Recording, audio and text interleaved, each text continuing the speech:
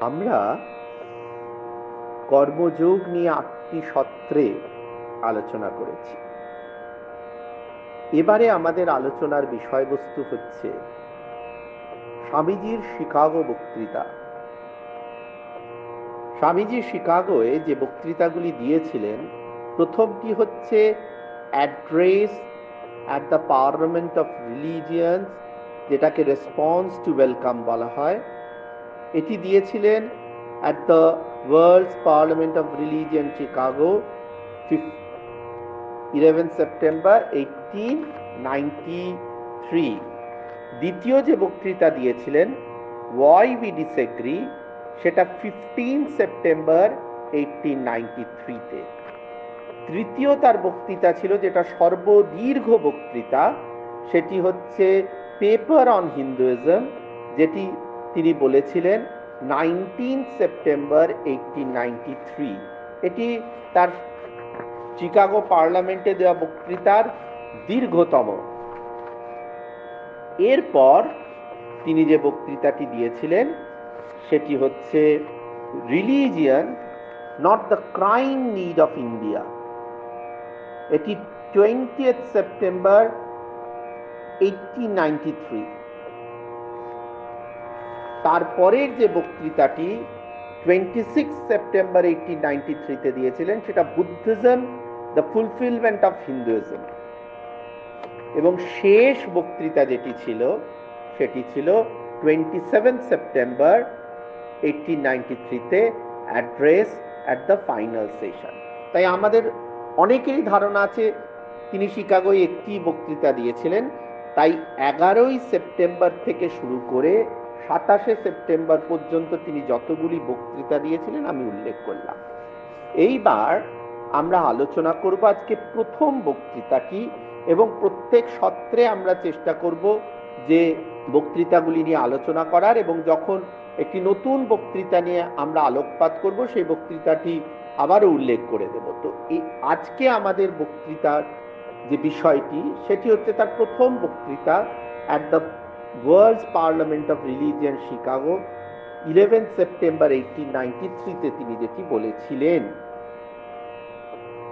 তিনি শুরু করেছিলেন sisters and brothers of America. এখানে অনেকেই ভুল করেন, যে বলেন brothers and sisters of America. তা নয়, তিনি প্রথম এই শব্দটি উল্লেখ করেছিলেন যে sisters and brothers of America. আমাদের ভারতবর্ষের সনাতন সংস্কৃতির ধারায় আমরা মাতৃ জাতিকে প্রথম সম্মানের আসনে বসাই, সেটি ধারা। তো সেই ধারা অনুযায়ী স্বামী বিবেকানন্দ বলেছিলেন sisters and brothers of America. তারপরের যে তার বক্তব্য যখন সূচনা করছেন, তখন তিনি বলছেন, It fills my heart with joy unspeakable to rise in response to the warm and cordial welcome which you have given us. অতি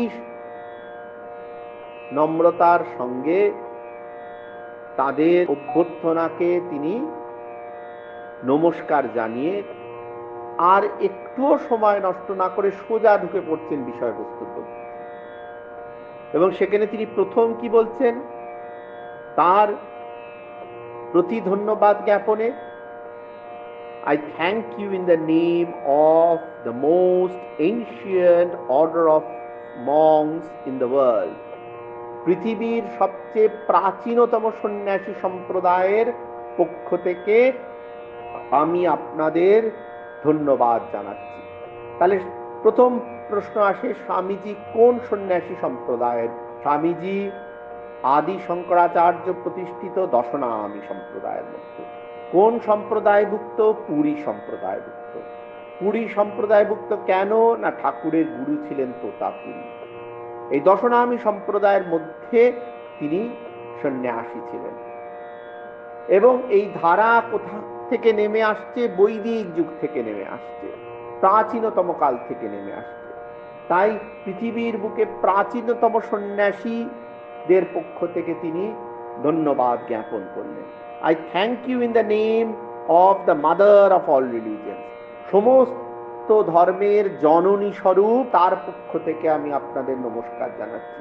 তাহলে সমস্ত ধর্মের জননী স্বরূপকে, সবচেয়ে প্রাচীনতম ধর্ম কি? সেটি হচ্ছে শাশ্বত সনাতন হিন্দু ধর্ম। সেটি হচ্ছে সবচেয়ে প্রাচীনতম ধর্ম। পৃথিবীর বুকে আপনি যে কোনো জায়গায় যান, টাইপ করুন গুগল সার্চে গিয়ে যে the oldest religion of the world বলে, দেখবেন যে নামটি আসবে সেটা হচ্ছে Hinduism. And I thank you in the name of millions and millions of Hindu people of all castes and sects.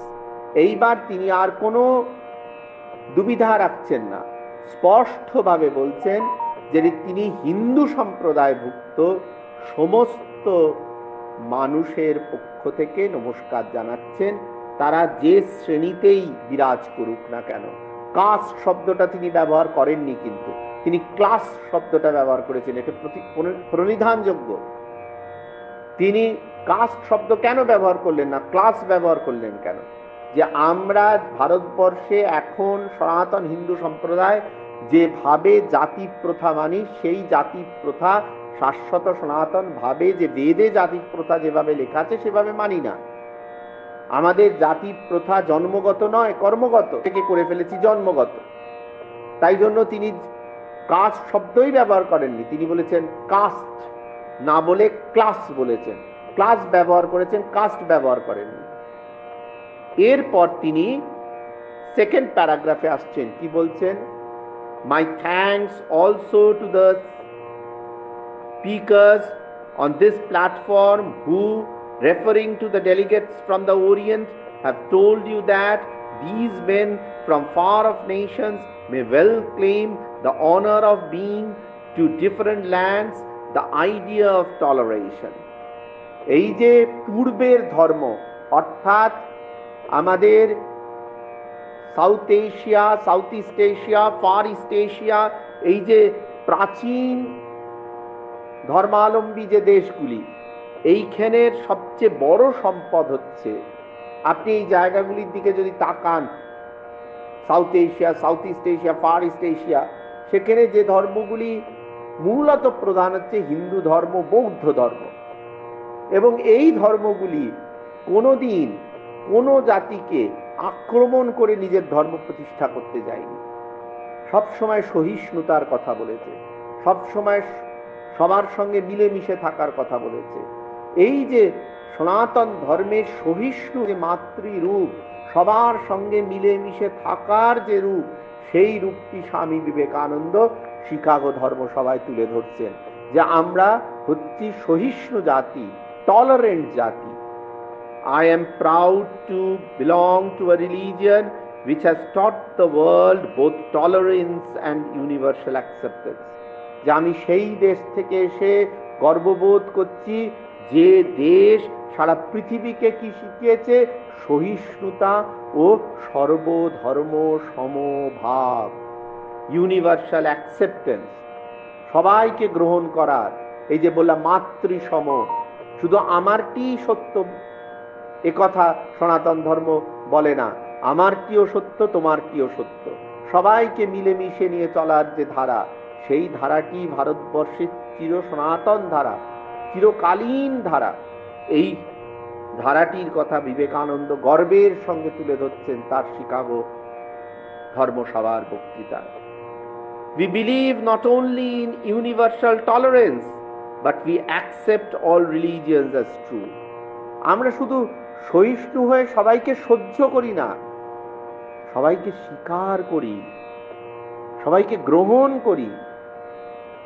আপনি সহিষ্ণু হয়ে একজনকে কে রাখতে পারেন তাকে গ্রহণ না করেও, কিন্তু স্বামীজি তার চেয়ে এক ধাপ এগিয়ে বলছেন, শুধু সবাইকে সহিষ্ণুতার সঙ্গে আমরা গ্রহণ করছি না, সবাইকে সহিষ্ণুতার সঙ্গে গ্রহণ করার সঙ্গে সঙ্গে সবার পথটাই যে তার কাছে পৌঁছে দেওয়ার পথ।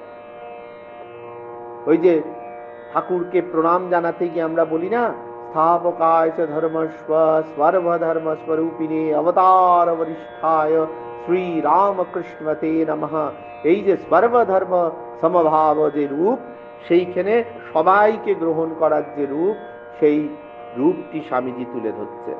I am proud to belong to a nation which has sheltered the persecuted and the refugees of all religions and all nations on earth. Swamiji বলছেন যে শুধু এইটুকুনি নয়, আমরা পৃথিবীর বুকে যখনই ধর্মের কারণে হোক বা অন্য যে কোনো কারণে হোক মানুষ প্রহৃত হয়ে, লাঞ্ছিত হয়ে, অপমানিত হয়ে, পীড়িত হয়ে আমাদের দেশে এসেছে, আমরা তাকে গ্রহণ করেছি, তাকে বর্জন করিনি, তাকে নিজের সঙ্গে নিয়ে থাকার চেষ্টা করেছি।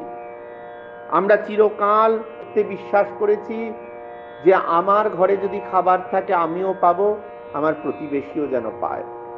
তাই আমরা চিরকাল এইভাবেই এই পৃথিবীর বুকে বিরাজ করেছি, সকল জাতির সঙ্গে ভ্রাতৃত্বের সম্পর্ক রেখে, সর্বধর্ম সমন্বয়ের সম্পর্ক রেখে সবার মধ্যে নিজেকে খুঁজেছি আর নিজের মধ্যে সবাইকে খুঁজেছি। এইভাবে পরের মধ্যে আপনকে আর আপনের মধ্যে পরকে খুঁজে পেয়ে মিলে মিশে যে আমাদের ধর্ম চলতে শিখেছে, বা যেমন সংসারে কাউকে ব্রাত্য করেন না, সকলকে গ্রহণ করেন, সেই ভাবটি স্বামীজি পৃথিবীর বুকে যখন ভারতবর্ষের ছবি আঁকছেন, ভারতবর্ষের ছবি আঁকছেন, সনাতন হিন্দু ধর্মের ছবি আঁকছেন, তখন স্বামীজি বারবার সেই ভারতবর্ষের সনাতন হিন্দু ধর্মের শাশ্বত চিরন্তন যে ধারা, সহিষ্ণু ধারা, সবাইকে গ্রহণ করার ধারা, সেইটিকে বারবার গর্বের সঙ্গে তিনি বলছেন। I am proud to tell you that we have gathered in our bosom the purest remnant of the Israelis who came to southern India and took refuge with us in the very year in which their holy temple was shattered to pieces by Roman terror. যখন ইহুদিরা আপন জায়গা থেকে পীড়িত হয়ে ভারতবর্ষে এসেছিল, তখন ইহুদিদের ভারতবর্ষ আপন করে নিয়েছিল। I am proud to belong to the religion which has sheltered and is still fostering the remnant of the grand Zoroastrian nation. অর্থাৎ বর্তমান যেটি ইরান পারস্য দেশ ছিল, সেই পারস্য দেশের প্রাচীন ধর্ম ছিল জোরাস্ট্রিয়ান রিলিজিয়ান। সেই ধর্ম যখন আক্রান্ত হলো, আক্রমণকারী যখন জোরাস্ট্রিয়ান রিলিজিয়ান যারা পালন করতেন তাদের পীড়ন করতে শুরু করলেন, এবং এই পীড়নে পীড়িত হয়ে যখন জোরাস্ট্রিয়ান ধর্মাবলম্বীরা ভারতবর্ষের বুকে এসে আশ্রয় নিল, আমরা তাদেরও আশ্রয় দিয়েছি। I will quote to you, brethren, a few lines from a hymn which I remember to have repeated from the earliest boyhood, which is every day repeated by millions of human beings, as the different streams having the sources in different places all mingle their water in the sea. So, O Lord, the different paths which men take through different tendencies, various though they appear, crooked or straight, all lead to thee.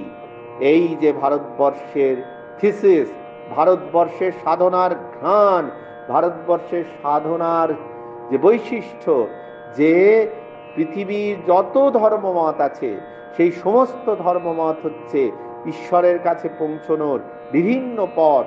যেমন পুকুরে বিভিন্ন দিক থেকে জল তুলতে এসে মানুষ একই জায়গা থেকে জল তোলে, সেরকম বিভিন্ন পথ দিয়ে হেঁটে মানুষ একই সেই শাশ্বত সনাতন যে পরমেশ্বর তার কাছে গিয়ে পৌঁছয়। তাই ভারতবর্ষ কোনো পথের প্রতি বৈরিতা রাখে না। শিকাগো ধর্মসভায় যখন প্রত্যেক ধর্মাবলম্বী যারা গিয়েছিলেন তারা নিজের নিজের ধর্মের কথা বলছেন, অন্যের ধর্মের প্রতি তারা কোনো ভ্রুক্ষেপ করছেন না। একমাত্র স্বামী বিবেকানন্দ শাশ্বত সনাতন হিন্দু ধর্মের প্রতিনিধি হয়ে বললেন যে আমি নিজের ধর্মের প্রতি তো শ্রদ্ধা রাখি, কিন্তু সমস্ত ধর্মের প্রতিও আমাদের ভারতবর্ষের মানুষ সহিষ্ণু এবং সেই পথগুলোকেও অস্বীকার করে না, বলে সেই পথগুলো দিয়েও ঈশ্বরের কাছে পৌঁছানো যাবে, যেমন আমার পথটি দিয়েও পৌঁছানো যাবে। এই যে ভারতবর্ষের চিরন্তন ধারা, চিরন্তন ভারতবর্ষের সাধনা, সেই সাধনার এই অমৃত বাক্য স্বামীজি শিকাগো ধর্মসভায় বললেন এবং ভারতবর্ষের জন্য সম্মান নিয়ে আসলেন। আমরা আবার বাকি যেটুকু রইল অন্যদিন আলোচনা করব। আপনারা সকলে ঠাকুরের আশীর্বাদ নিয়ে ভালো থাকুন। নমস্কার।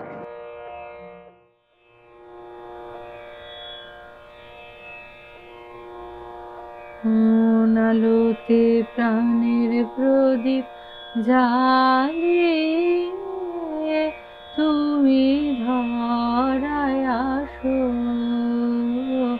কোন আলোতে প্রাণের প্রদীপ জ্বালিয়ে তুমি ধরায় আসো, সাধক গো প্রেমিক গো পাগল গো ধরায় আসো, কোন আলোতে প্রাণের প্রদীপ জ্বালিয়ে তুমি ধরায় আসো।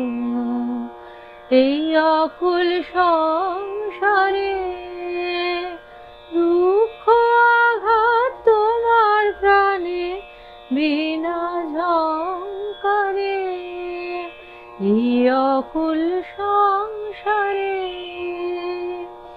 দুঃখ আঘাত তোমার প্রাণে বিনা ঝংকারে, ওর বিপদ মাঝে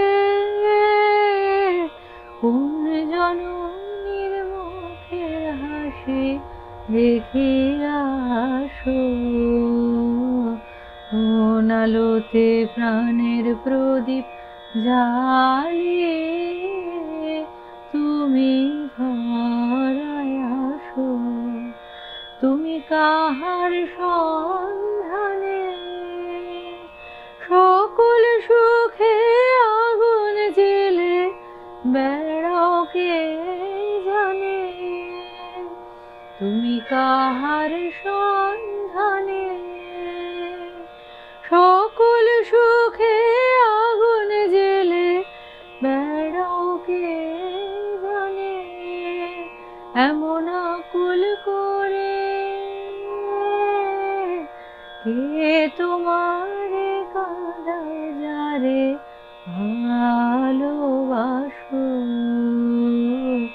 কোন আলোতে প্রাণের প্রদীপ জ্বালিয়ে তুমি ধরায় আসো,